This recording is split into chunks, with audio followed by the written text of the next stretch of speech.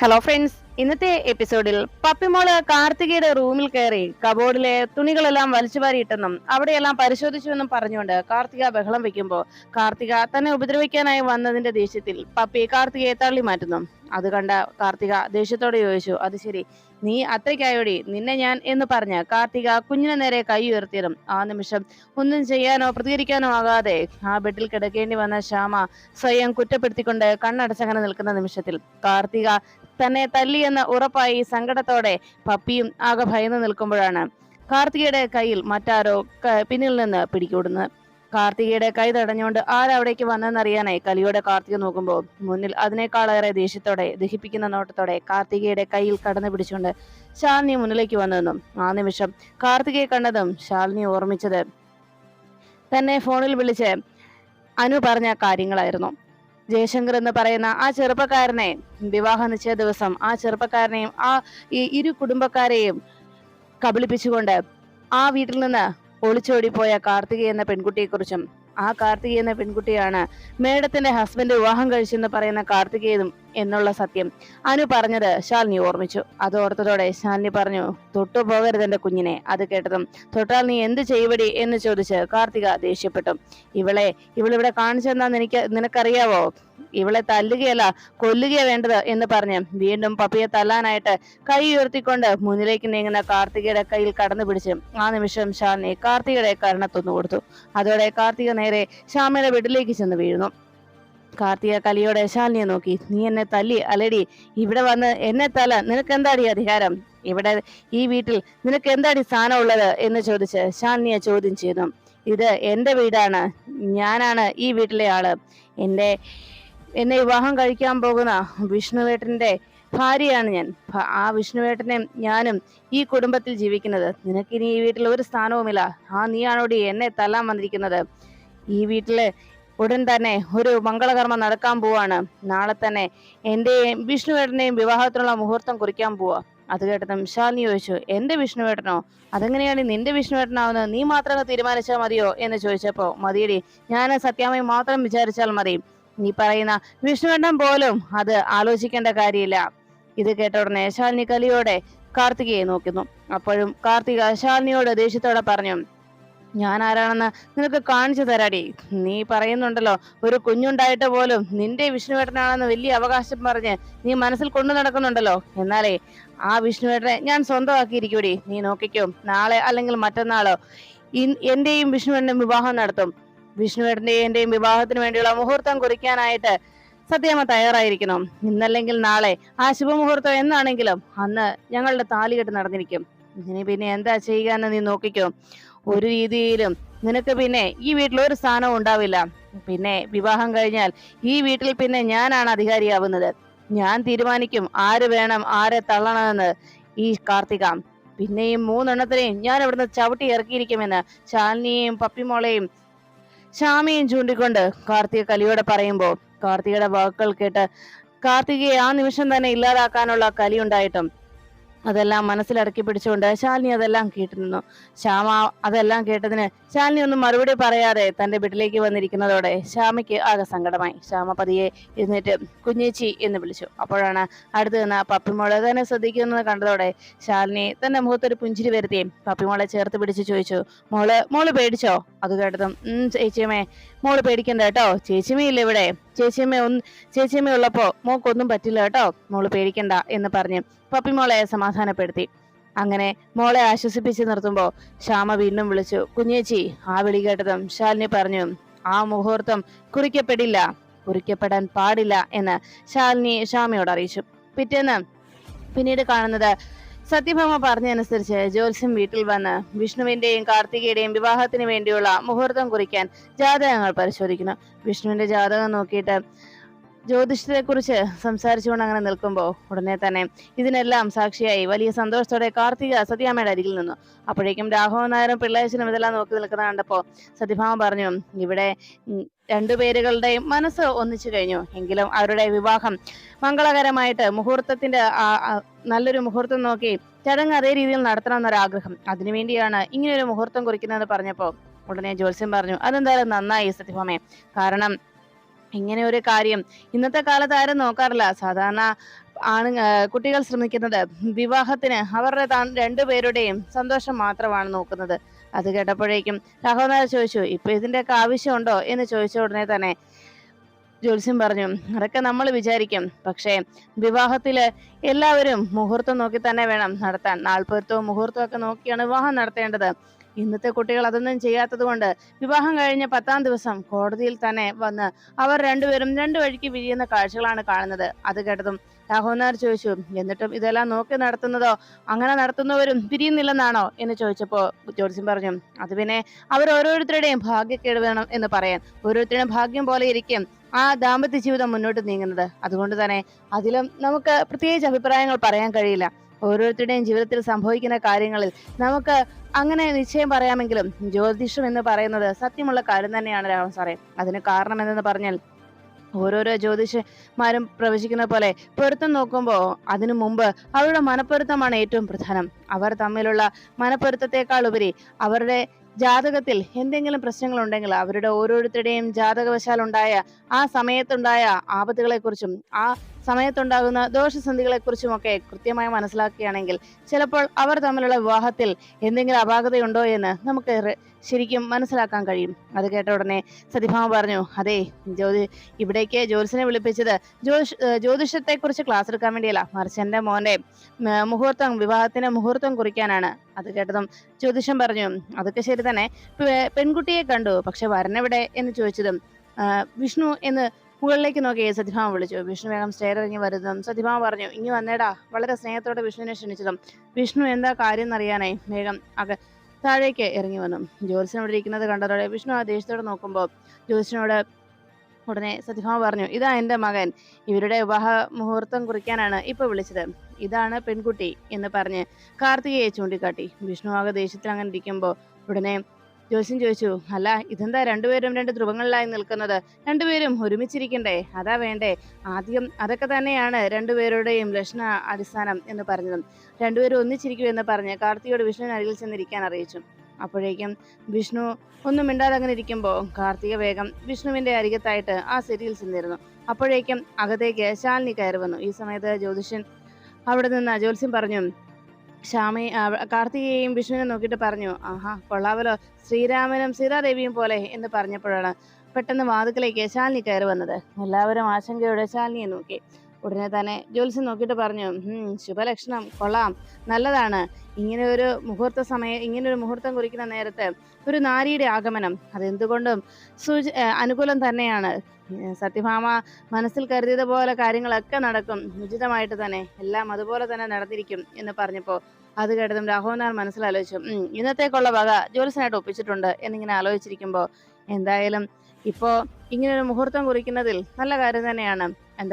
അല്ല ഇനിയിപ്പോ വിഷ്ണുവിന്റെ നാളെന്ന് പറഞ്ഞാൽ രേവതി, ജാതകം കയ്യിലുണ്ട്. അല്ല ഈ വിവാഹം കഴിക്കാൻ പോകുന്ന പെൺകുട്ടി കാർത്തിക നാളുകാരിയുടെ ജനനസമയം കൂടി പറയൂ എന്ന് പറഞ്ഞപ്പോ പെട്ടെന്ന് കാർത്തിക ആകെ ആശങ്കപ്പെട്ടു. ദൈവമേ, ജനനസമയം ചോദിച്ചാൽ ഞാൻ എങ്ങനെ പറയും? അനാഥാലയത്തിൽ ജനിച്ച എന്റെ ജനനസമയം അനാഥാലയത്തിൽ ആളുകൾക്ക് ആർക്കും അറിയില്ലല്ലോ. അനാഥാലയത്തിൽ എടുത്തു വളർത്തുന്നവരൊന്നും ജനനസമയം ഒന്നും നോക്കിയിട്ടല്ലോ കുട്ടികളെ വളർത്തുന്നത്. ഇപ്പോ ഞാൻ എന്താ പറയുക? സത്യാവസ്ഥ പറയാനും കഴിയില്ലല്ലോ. കൃത്യസമയം പറഞ്ഞു കഴിഞ്ഞാൽ അവർ ബാക്കി കാര്യങ്ങൾ ചികഞ്ഞ് പുറത്തെടുക്കും. അത് കൂടുതൽ പ്രശ്നമാവും. സമയം കൂടെ പറഞ്ഞാൽ പിന്നെ ഈ ജ്യോത്സ്യൻ എന്റെ ഇപ്പോഴത്തെ അവസ്ഥയും ഞാൻ എന്താ ചെയ്യുന്നതെന്നൊക്കെ വെളിപ്പെടുത്തിയാലോ, അത് ഞാൻ എന്റെ കുഴി തോണ്ടുന്ന പോലെയാകും. തൽക്കാലം ഒന്നും മിണ്ടാതിരിക്കുന്നത് തന്നെയാണ് നല്ലത്. ഉടനെ ജ്യോത്സ്യൻ ചോദിച്ചു, കുട്ടി സമയം പറയൂ. അപ്പോഴും കാർത്തിക ടെൻഷൻ അടിച്ചങ്ങനെ ഇരിക്കുമ്പോ ഉടനെ സത്യഭാമ വിളിച്ചു, മോളെ സമയം പറ എന്ന് പറഞ്ഞപ്പോ കാർത്തിക പറഞ്ഞു, സമയം എനിക്കറിയില്ല എന്നായി കാർത്തികയുടെ മറുപടി. ഉടനെ ജ്യോത്സ്യൻ ചോദിച്ചു, അല്ല സമയം അറിയത്തില്ല, പിന്നെ എങ്ങനെയാ സത്യഭാമയെ നമ്മള് ഈ മുഹൂർത്തം കുറിക്കുന്നത് എന്ന് ചോദിച്ചതും സത്യഭാമയെ അപ്പോഴേക്കും ജ്യോത്സ്യനോട് പറഞ്ഞു, ജ്യോത്സ്യനെ എനിക്കാണ് ഒരു തെറ്റ് പറ്റിയത്. കാർത്തിക ഒരു അനാഥാലയം പോലെയുള്ള ഒരു ആശ്രമത്തിലെ ആളുകൾ എടുത്തു വളർത്തിയ കുട്ടിയാണ്. അപ്പോ അതുകൊണ്ടാണ് ജാതകത്തിന്റെ കാര്യത്തിൽ സമയം അറിയില്ല എന്ന് പറഞ്ഞത്. അതുകൊണ്ടാണ് എനിക്ക് പറ്റിയൊരു തെറ്റാണ്. ഞാനിങ്ങനെ മുഹൂർത്തം കുറിക്കാനായിട്ട് ജ്യോത്സ്യനെ വിളിപ്പിച്ചപ്പോൾ ഇക്കാര്യം പറയാൻ വന്നത് ഞാൻ പറയാതെ പോയത് എൻ്റെ തെറ്റായിപ്പോയി എന്ന് പറഞ്ഞപ്പോൾ ജ്യോത്സ്യൻ ചോദിച്ചു, അപ്പോൾ സമയം അറിയാതെ നമ്മൾ എങ്ങനെയാ മുഹൂർത്തം കുറിക്കുന്നത് എന്ന് ചോദിച്ചതും അവിടെ നിന്ന് ശാലിനി വിളിച്ചു ചോദിച്ചു, അല്ല ജ്യോത്സ്യരെ, ഞാനൊരു കാര്യം ചോദിച്ചോട്ടെ? ഈ കാണാതെ പോയ വസ്തുക്കൾ കണ്ടുപിടിക്കാൻ ജ്യോത്സ്യത്തിൽ കഴിയില്ലേ? അതുപോലെ ആരെങ്കിലും കളവ് പറയുന്നുണ്ടോ ഇല്ലയോ എന്ന് കണ്ടെത്താനും ഈ ജ്യോതിഷത്തിലാവത്തില്ലേ എന്ന് ചോദിച്ചപ്പോ ഉടനെ ജ്യോത്സ്യൻ പറഞ്ഞു, ആ അങ്ങനെ ഒരു കാര്യമുണ്ട്. കാണാതെ പോയ വസ്തു കണ്ടുപിടിക്കാനായിട്ട് ഈ മഷി ജ്യോത്സ്യം അങ്ങനെ ഒരു കാര്യമുണ്ട്.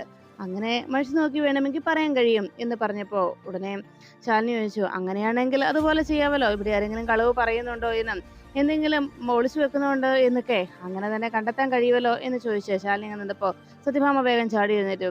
അതെ, ഇവിടെ നടക്കുന്നത് എന്റെ മകന്റെ വിവാഹത്തിന്റെയുള്ള മുഹൂർത്തം കുറിക്കുന്ന ചടങ്ങാണ്.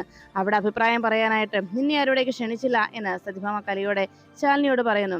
ശാലിനി അപ്പോഴേക്കും പറഞ്ഞു, ഞാനിവിടെ നിൽക്കാൻ പാടില്ലെന്നും അഭിപ്രായം പറയാൻ പാടില്ല എന്നും വിഷ്ണുവേട്ടനോട് വിഷ്ണുവേട്ടൻ പറയട്ടെ എന്ന് ശാലിനി സത്യാമ്മയോട് പറഞ്ഞതും സത്യഭാമ ചോദിച്ചു, എടാ വിഷ്ണു എന്ന് വിളിച്ചതും ഉടനെ വിഷ്ണു കലിയോടെ ചാടി ഇരുന്നിട്ടു. എന്റെ അമ്മയോട് ഞാൻ നേരത്തെ പറഞ്ഞിട്ടില്ല ഇത്തരം കലാപരിപാടികളൊന്നും വേണ്ട എന്ന്.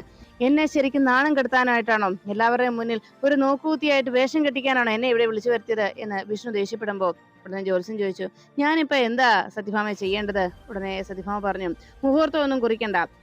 അതെ, നാളും ജ്യോതിഷമൊന്നും നോക്കേണ്ട കാര്യമില്ല. ജ്യോത്സ്യന്റെ കാര്യം ചെയ്യ്, നല്ലൊരു വിവാഹ മുഹൂർത്തം ഉണ്ടോ നോക്ക്, അത് മതി. അത് കേട്ടതും രാഘവൻ നായർ ചോദിച്ചു, ഭാമേ നീ എന്താ ഈ ചെയ്യാൻ പോകുന്നത്? വിഷ്ണുവിന്റെ ജീവിതം വെച്ചാണോ നീ കളിക്കാൻ പോകുന്നത്? വിഷ്ണുവിനെ ജ്യോത്സ്യമൊന്നും നോക്കാതെ ജാതകം ഒന്നും നോക്കാതെയാണോ വിവാഹം നടത്താൻ പോകുന്നത് എന്ന് ചോദിച്ചതും സത്യഭാമ പറഞ്ഞു, എന്റെ മകനെ ഒരു അനാഥ പെൺകുട്ടിക്ക് ജീവിതം കൊടുക്കാനാണ് തയ്യാറായിരിക്കുന്നത്. ഒരു അനാഥ കുട്ടിക്ക് ജീവിതം കൊടുക്കാൻ തയ്യാറായ ആ നന്മ തന്നെ മതി അവന്റെ ജീവിതത്തിൽ കൂടുതൽ ശോഭയുണ്ടാകാനായിട്ട്.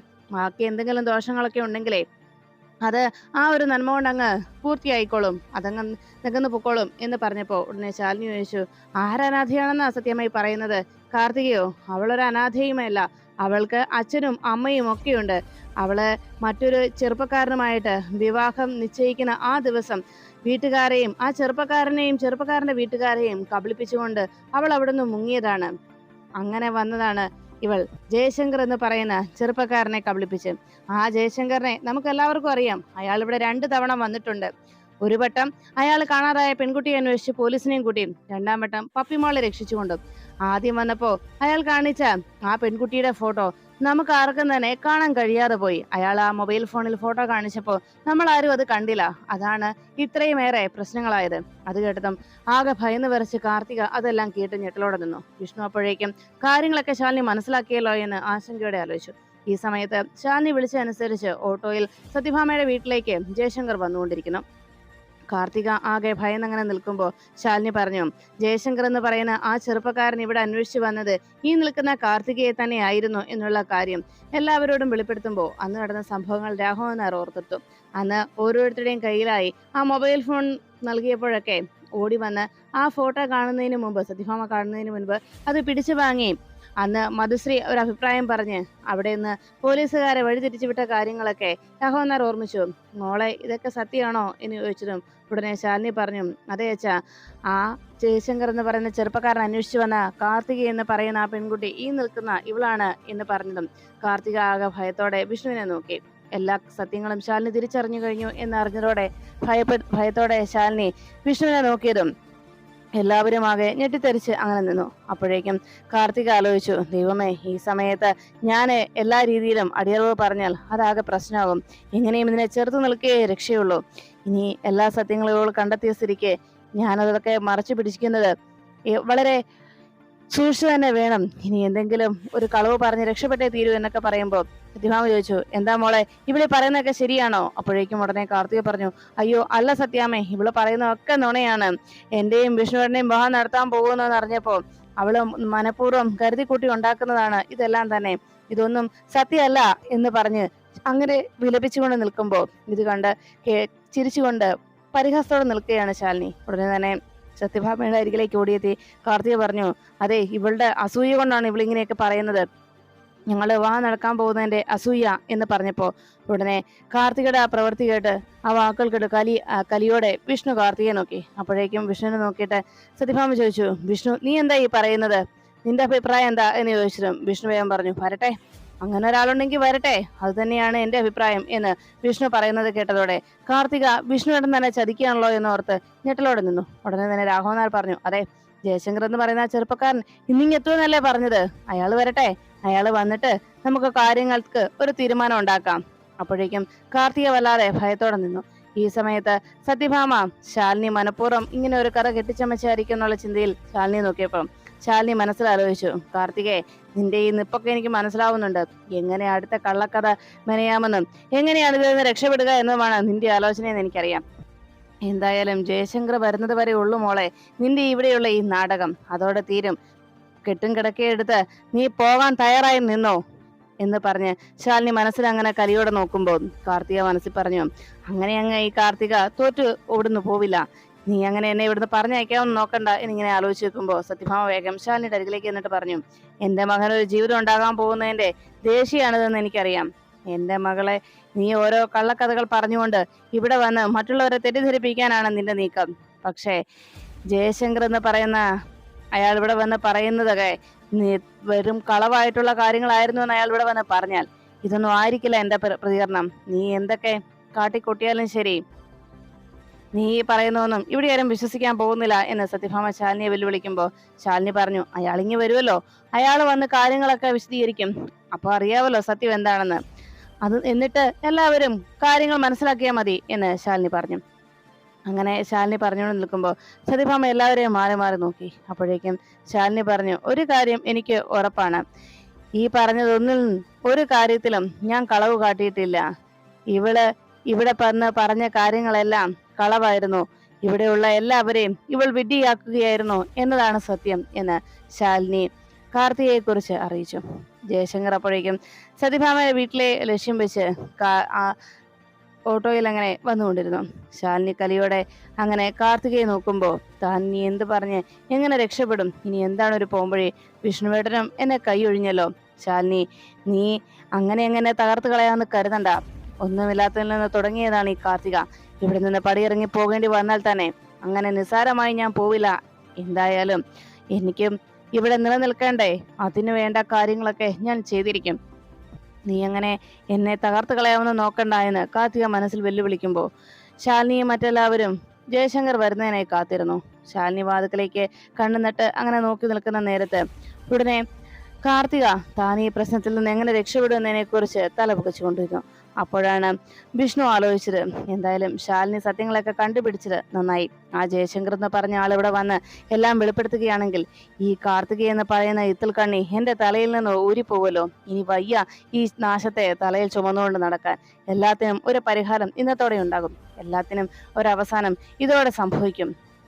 എന്തായാലും അയാൾ വരട്ടെ, ഈ ഒരു ടെൻഷൻ അതോടെ ഇല്ലാതാകുമല്ലോ എന്ന് വിഷ്ണു മനസ്സിലങ്ങനെ ചിന്തിച്ചുകൊണ്ട് നിൽക്കുമ്പോൾ ശാലിനി വാതിക്കലേക്ക് കാത്തു നിൽക്കുന്ന നേരത്ത് ഒരു ഓട്ടോ വന്ന് സത്യഭാമയുടെ വീട്ടുമുറ്റത്തേക്ക് നിന്നു. അതിൽ നിന്ന് ജയശങ്കർ പുറത്തേക്ക് ഇറങ്ങി. ജയശങ്കറിനെ കണ്ടതും ശാലിനി വളരെ പ്രതീക്ഷയോടെ ജയശങ്കറിനെ നോക്കുന്നു. പിന്നീട് ശാലിനി പറഞ്ഞനുസരിച്ച് ജയശങ്കർ സത്യഭാമയുടെ വീട്ടിലേക്ക് എത്തി. സത്യഭാമയുടെ മുന്നിലെത്തി ജയശങ്കർ കാര്യങ്ങൾ അറിയിക്കാനായി തയ്യാറാകുന്നു. ശാലിനി പറഞ്ഞതനുസരിച്ച് ജയശങ്കർ വീട്ടിലേക്ക് വന്നതും സത്യഭാമയും മറ്റെല്ലാവരും എന്താണ് ജയശങ്കറിന് പറയാനുള്ളതെന്ന് കേൾക്കാൻ കാതോർത്തുന്നു. ഉടനെ തന്നെ അകത്തേക്ക് എത്തിയതും ജയശങ്കറിനോട് ഒരു ചെറുപ്പക്കാരിയെ അന്വേഷിച്ചു വന്നതിനെ കുറിച്ച് എല്ലാവരും അന്വേഷിച്ചു. അത് സത്യം തന്നെയാണ് എന്നും വിവാഹ നിശ്ചയ ദിവസം തന്നെയും തന്റെ വീട്ടുകാരെയും എന്തിന് ആ പെൺകുട്ടി അവളുടെ കുടുംബത്തെ പോലും ചതിച്ചുകൊണ്ട് അവരെ പോലും നാണം കെടുത്തിയാണ് അവൾ അവിടെ നിന്ന് കടന്നു കളഞ്ഞെന്നുള്ള സത്യം അയാൾ വെളിപ്പെടുത്തുന്നു. എല്ലാവരും ആകെ ഭയന്ന് ഞെട്ടിത്തെറിച്ചങ്ങനെ ആ വെളിപ്പെടുത്തൽ കേൾക്കാൻ കാത്തു വെക്കുമ്പോൾ ഉടനെ തന്നെ വീണ്ടും ജയശങ്കർ പറഞ്ഞു, നടന്ന സംഭവങ്ങളൊന്നും ഇന്നും എനിക്ക് മറക്കാനാവില്ല. അല്ല, മേഡം അല്ലേ പറഞ്ഞത് അവൾ ഇവിടെ ഉണ്ടെന്ന്. എല്ലാവരും അതിനു മുൻപ് അതിന് പിന്നിൽ നടന്ന ആ ചതിയെക്കുറിച്ചും നിങ്ങൾ എല്ലാവരും അറിയണം എന്ന് പറഞ്ഞ് ജയശങ്കർ തന്റെ ജീവിതത്തിൽ നടന്ന സംഭവങ്ങളെക്കുറിച്ച് വിശദമായി എല്ലാവരെയും അറിയിച്ചു. എല്ലാം കേട്ടതോടെ ആ പെൺകുട്ടിയെ കയ്യിൽ കിട്ടിയാൽ അവളുടെ മുഖമടിച്ച് പരത്തുമെന്നുള്ള രീതിയിൽ സത്യഭാമയും മറ്റെല്ലാവരും നിൽക്കുമ്പോൾ ഉടനെ ശാലിനിയുടെ നേരെ തിരിഞ്ഞ് ജയശങ്കർ ചോദിച്ചു, മേഡം അല്ലേ പറഞ്ഞത് ആ പെൺകുട്ടി ഇവിടെ ഉണ്ടെന്ന്? എവിടെ അവളെ എനിക്ക് കാണണം എന്ന് പറഞ്ഞതും ഉടനെ സത്യഭാമ ചോദിച്ചു, അല്ല, ജയശങ്കർ അന്വേഷിച്ച് നടക്കുന്ന ആ പെൺകുട്ടിയുടെ പേരെന്താ? അത് കേട്ടതും ജയശങ്കർ പറഞ്ഞു, കാർത്തിക. ആ പേര് കേട്ടതോടെ അപ്പുറത്ത് നിന്ന് എല്ലാം കേട്ടു നിന്ന കാർത്തിക ജയശങ്കറിന്റെ വെളിപ്പെടുത്തൽ കൂടി ആയതോടെ ഭയന്ന് ഞെട്ടിത്തെറിച്ച് നോക്കി നിൽക്കുന്നു.